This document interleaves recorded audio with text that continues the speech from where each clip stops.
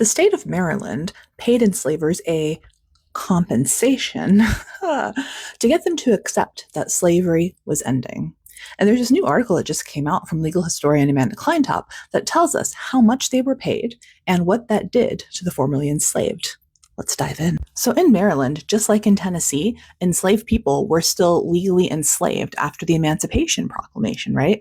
Does that mean that you pay the person who did the work the way that we generally do now, right? Or do you pay the enslaver the way that it used to work in slave states? Maryland thought it had a solution to this all figured out, right? It would compensate enslavers whose property, and I'm using quotes because people can't be property, right?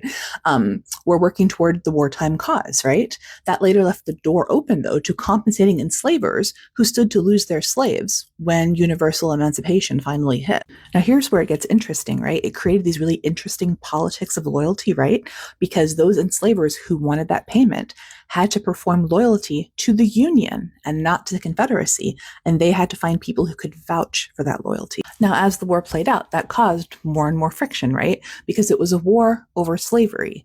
And as soldiers from the North moved down into the South, liberating slave labor camps, yes, that's what we're going to call them, right?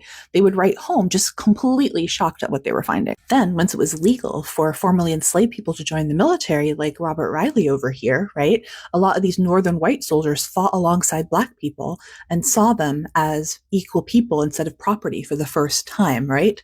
Northern soldiers went into the war feeling neutral about slavery, came out of it staunch abolitionists. And this, of course, created a growing belief that a loyal enslaver had to willingly relinquish their right to enslave other humans in order to truly be part of the Union, right? So you can grab this book if you want to learn more, or there's an open access free article by Amanda Kleintop in the Journal of the Civil War Era.